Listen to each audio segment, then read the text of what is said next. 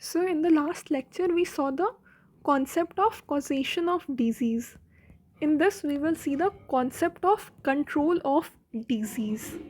ठीक है, cause जानने के बाद we will see how to control disease. इसमें तीन phases है. पहला control phase, then elimination phase, and then finally eradication phase. Disease control में तीन फेजेस है: control phase, elimination phase and eradication phase. तो कंट्रोल फेज में डिजीज़ को इतना कम कर देना है that it is no more a public health problem.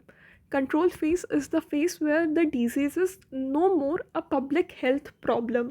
ठीक है, मतलब उसका जो मैग्नीट्यूड है और प्रिवेलेंस है that has been significantly reduced.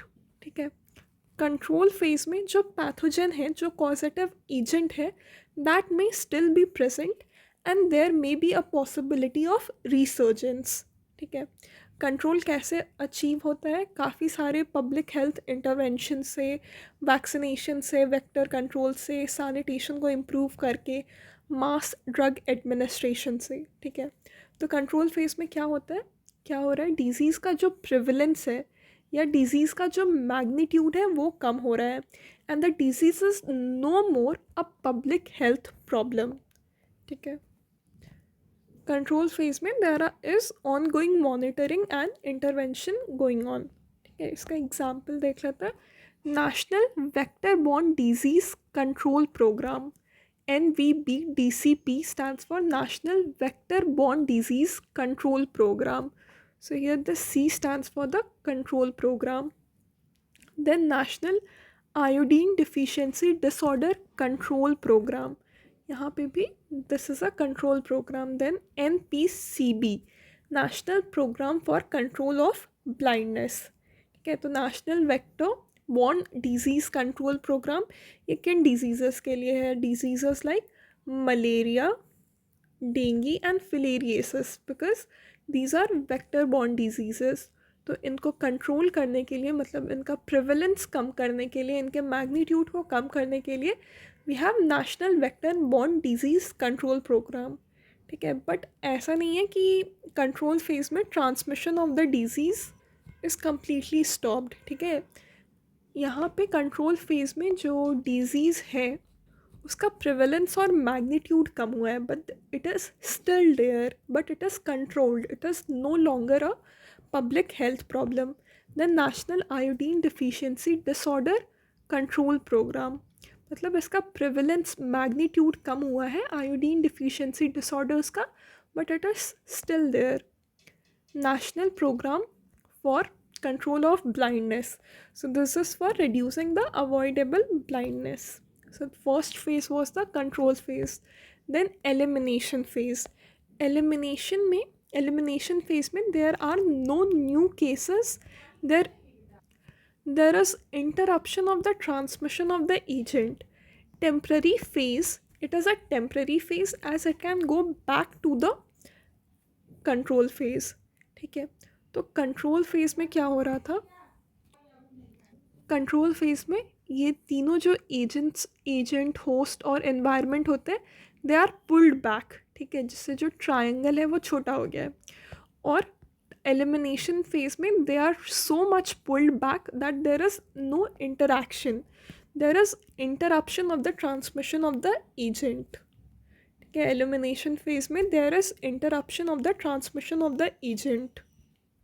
ठीक है, एलिमिनेशन फेज में जो कॉजेटिव एजेंट है it may still exist in other parts of the world. ठीक है, एलिमिनेशन फेज में कॉजेटिव एजेंट जो है it may still exist. Causative agent may still exist maybe in some other part of the world, and this is a temporary phase. because अगर जो control measures है वो थोड़े ढीले पड़ गए, थोड़े रिलैक्स हो गए, then this disease can again come and it can go to the control phase. So elimination phase is a temporary phase. ठीक है, if the control measures are relaxed it can again go back to the control phase. So elimination phase में no new cases of the disease occur. In a defined geographical area, the disease transmission is interrupted and it is a temporary phase. This is important. Elimination phase is a temporary phase. इसका example हो गया NTELP, that stands for National Tuberculosis Elimination Program. So here EL stands for elimination. Then NTNMELP, National Measles Elimination Program. For tuberculosis and measles, there is National Elimination Program. Then eradication phase. Eradication phase is a permanent phase. Okay, it is the permanent elimination of the disease. Okay, here no new cases will be there. Eradication phase mein there will be no new cases. It is a permanent phase and the causative agent is permanently completely removed. That is, there is extermination of the agent. This is the hallmark of the eradication phase. Eradication phase का hallmark क्या है? The extermination of the agent.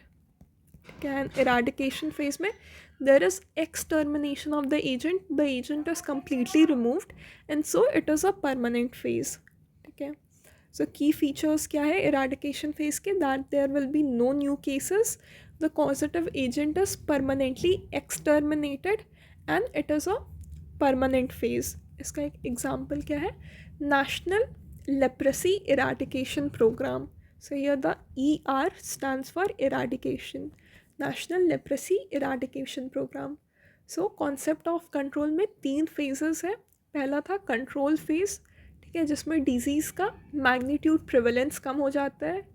ठीक है, ये vector borne diseases, iodine deficiency disorder और blindness के लिए there are national programme for their control. फिर एलिमिनेशन फेज था जो टेम्परेरी फेज होता है, it can go back to the control phase. ये ट्यूबरकुलोसिस और मीजल्स के लिए एलिमिनेशन प्रोग्राम है.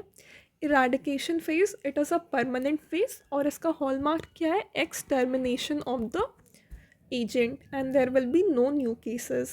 Example, National Leprosy Eradication Program. ठीक है. Then concept of control में next we will study about isolation and quarantine. So both isolation and quarantine are public health measures to prevent the transmission of disease. It is to prevent the transmission or spreading of the disease. But ये दोनों अलग अलग लोगों के लिए होते हैं. Isolation is for the diseased people, मतलब who have been diagnosed with the disease, and quarantine is for apparently healthy individuals who are susceptible. ठीक है, there is a suspect that they can be diseased. ठीक है, and isolation is for the ones who have been diagnosed with that disease. So isolation is for individuals who are already diagnosed with a contagious disease. Okay, it aims to prevent them from spreading the infection to the others. Okay, so isolation में the person is kept separated until they are no longer infectious. Okay, so it is based on the period of communicability. Okay, isolation is done for the period of communicability, means the individual is no more infectious, तब तक that person will have to be in isolation, and period of communicability is independent of the incubation period. It is independent of the incubation period. Isolation is based on the period of communicability. Period of communicability क्या है? Time during which an infected person can transmit the disease to others. ठीक है, it is the time during which an infected person can transmit the disease. An infected person can transmit or spread the disease. ठीक है, तो तब तक that person will have to be in isolation. So isolation is for the people who have been diagnosed with the disease and it is dependent on the period of communicability. इसका एक example हो गया कि कोविड-19 के जो patients थे, they were kept in isolation until they tested negative. The COVID-19 patients were kept in isolation until they were tested negative. Next point is quarantine. Quarantine is for apparently healthy individuals. ठीक है, isolation was for the diseased people. Quarantine is applied to healthy individuals who have been exposed to the contagious disease but they are not showing any symptom. They are apparently healthy. It is done for the maximum incubation period known. Incubation period क्या होता है? It is the time between the exposure and the symptom onset. ठीक है, it is the time between the exposure and the appearance of symptoms. तो quarantine का objective क्या है? It is to prevent the potential spread of the disease if the person becomes infected. ठीक है, जैसे कि people who were exposed to कोविड-19 were quarantined for 14 days. ठीक है, 14 days was the maximum incubation period for कोविड-19. ठीक है, इसलिए 14 days का क्वारंटीन होता था because 14 days is the maximum incubation period known for कोविड-19. तो आइसोलेशन और क्वारंटीन के बीच में डिफरेंस क्या है? Isolation is for the diagnosed people and quarantine is for apparently healthy individual. Isolation is for preventing the spread from the sick individual. Quarantine prevents the spread from potentially infected individual. Isolation is based on the period of communicability and quarantine is done for the maximum incubation period known. Then we have the infective cycle. ठीक है, the infective cycle में काफ़ी सारे sequence of events हैं. The start line is both is the start line and death is the finish line. After both a individual will become susceptible to infections. Both is the start line. After both, an individual will become susceptible to infection, and this is based on the susceptibility rate. This alpha stands for the susceptibility rate, which depends on the birth rate of the population.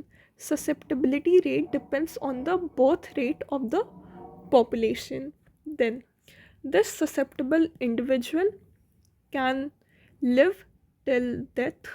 Okay, this susceptible individual can live till death without being infective, or he can become infective, and this is based on beta, that is the infection rate or the infectivity potential of the agent. A person may get infected and this is based on the infection rate of the disease. ठीक है, alpha जो था it stands for both rate, beta stands for infection rate and infectivity potential. Infectivity potential means how easily an agent spreads.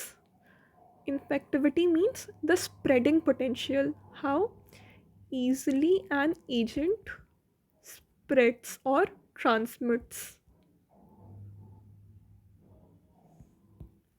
ठीक है, then after being infective, if it is a serious situation, if the infection is serious, it can proceed to death. The individual may die, and if it is treated, then he can be recovered. Okay, फिर recovered person, they can again be susceptible or they may proceed to death. Recovered individuals can gain lifelong immunity. ठीक है, या तो इनको lifelong immunity मिल जाएगा या ये फिर से susceptible हो जाएंगे. जैसे कि कुछ डिजीज़ में, जैसे कि डेंगू, कोविड-19, मलेरिया, इन सब के जो पेशेंट्स हैं, ये एक बार इन्फेक्टिव होने के बाद रिकवर कर गए हैं, then again they can be susceptible. ठीक है, और कुछ में उनको लाइफ लॉन्ग इम्यूनिटी मिल जाएगा, बट कुछ डिजीज़ में the recovered patient can again become susceptible, and otherwise these recovered individuals, they can proceed to death after some time. And this recovery rate, this alpha, this gamma stands for the recovery rate. Gamma stands for recovery rate. It depends on the immune response and the medical interventions. So alpha stands for the susceptibility rate, okay, which was dependent on the birth rate. Beta stands for infection rate or the infectivity potential of the agent, and gamma, it is the recovery rate, which depends on the immune response and the medical interventions. तो अगर immune response उस individual का अच्छा है तो he will recover, and if medical intervention is done timely, then again that individual will recover. ठीक है, तो जो susceptibility rate था, it is dependent on both rate. Infection rate is dependent on the infectivity potential. Recovery rate is dependent on the immune response and the medical interventions. So this is the infection cycle. Birth is the start line, the person becomes susceptible, and death is the finish line. The susceptible individual can become infective. If the infection is serious, he can proceed to death, and otherwise he can even recover. In some cases, recovered persons are also susceptible, again become susceptible to the disease. Susceptibility rate depends on the birth rate. Infection rate depends on the infectivity potential, that is the potential of transmission or spread of the disease. And recovery rate, it depends on the immune response and the medical interventions. Then coming to models of control. Models of control are of two types: spatial strategy and non-spatial strategy. Spatial strategy, spatial मतलब space, ठीक है. Here spatial strategy में it is done by blocking the disease in spaces. When the people are blocked in spaces, ठीक है, किसी space में उसको block कर देना, that is spatial strategy.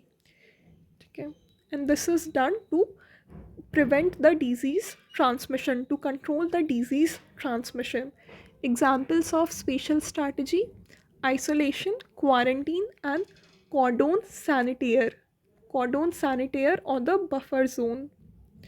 Okay, the isolation पढ़ लिया. Isolation is done for the people who are diagnosed with the disease. It is done for the period of communicability. Quarantine is done for apparently healthy individuals, and it is done for the maximum incubation period known. And then we have cordon sanitaire or the buffer zone. Okay, then we have defensive isolation. Okay, defensive isolation, here the diseased individuals are kept in a restricted area. Example, the COVID wards. ठीक है, तो COVID-19 के जो hospital wards थे, hospital isolation wards थे, उसमें क्या था, जो डिजीज्ड इंडिविजुअल्स हैं उनको हम अंदर में रखते थे, कोविड वार्ड्स के अंदर में रखते थे, ताकि वो हेल्दी इंडिविजुअल्स से कांटेक्ट ना कर पाए. ठीक है, और इससे जो डिजीज़ है वो ट्रांसमिट नहीं होगा हेल्दी इंडिविजुअल्स तक. तो डिफेंसिव आइसोलेशन में जो डिजीज्ड पीपल हैं they are contained inside. Example, COVID wards. So COVID wards are example of defensive isolation. Offensive containment. Offensive containment, it forms a barrier around the healthy people to protect them. ठीक है, तो offensive containment में जो healthy individuals थे उनके लिए हम एक बैरियर बना रहे थे, उनको हम अंदर में रख रहे थे ताकि वो डिजीज्ड इंडिविजुअल्स के कांटेक्ट में ना आ पाए. So here, forming a barrier around the healthy people from the diseased individuals. This is known as offensive containment. Example, COVID-19 lockdowns. तो लॉकडाउन्स में जो हेल्दी इंडिविजुअल्स थे वो अपने घर में रह रहे थे. ठीक है, तो the lockdowns are example of offensive containment. COVID wards in hospital is example of defensive isolation. COVID ward is example of defensive isolation, and COVID-19 lockdowns are example of offensive containment. Then absolute quarantine. Quarantine दो type का होता है, absolute और modified. Absolute quarantine, here no movement is allowed for anyone. There is no freedom of movement. ठीक है. And then modified quarantine. Here partial limitation or relaxation is there. Partial restriction is there, which is based on the time, on the type of business, special age group and the immune passports. इसका example क्या हो गया? Curfews. The night curfews, they are example of modified quarantine. The night curfews are example of modified quarantine. ठीक है. यहाँ पे कुछ services जो एसेंशियल सर्विसेज है वो अलाउड होते हैं. ठीक है. और एब्सोल्यूट क्वारंटीन में there is no freedom of movement. Modified quarantine में there is partial limitation. Then we have cordon sanitaire. Cordon sanitaire, it is a large scale barrier that separates the special age groups, that separates or segregates special age groups. Okay. Here we build the buffer zone. Segregation involves building buffer zone.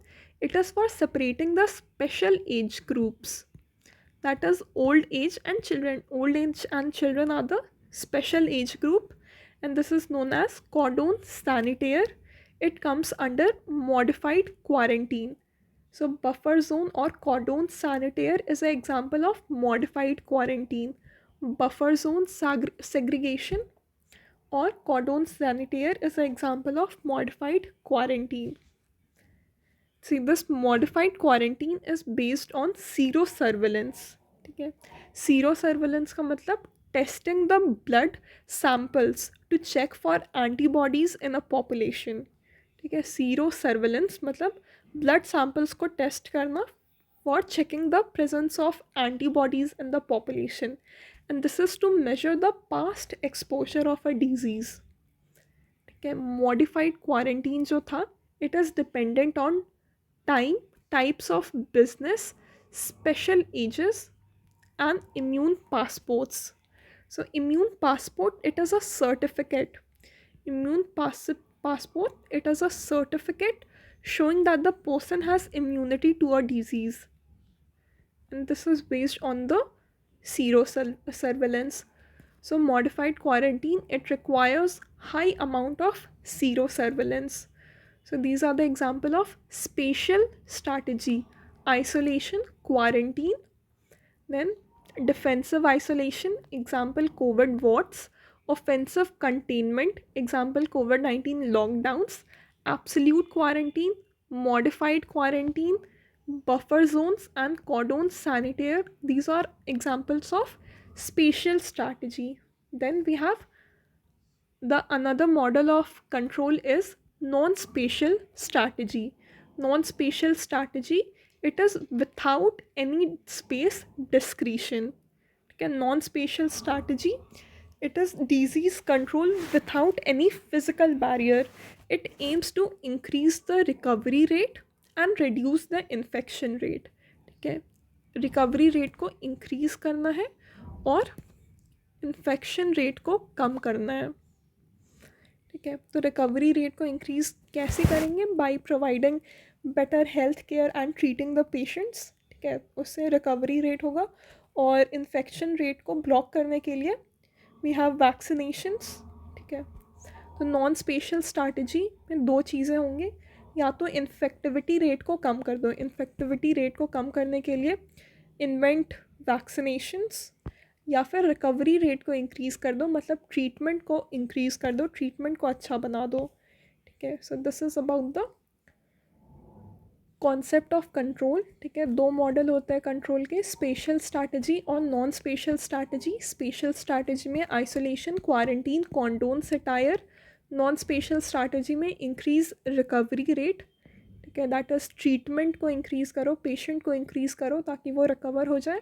या फिर vaccine invention. ठीक है. इससे क्या होगा? Vaccine invention से infectivity rate कम होगा. Vaccine invention से इन्फेक्टिविटी रेट कम होगा.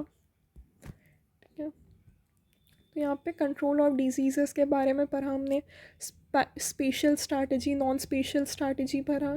ठीक है. फिर 3 फेजेस के बारे में पढ़ा था हमने, कंट्रोल फेज़, एलिमिनेशन फेज़ और इराडिकेशन फेज़। आइसोलेशन और क्वारंटीन के बीच में डिफरेंस देखा, इन्फेक्शन साइकिल क्या होता है वो देखा। ठीक है, so this was the concept of control of diseases.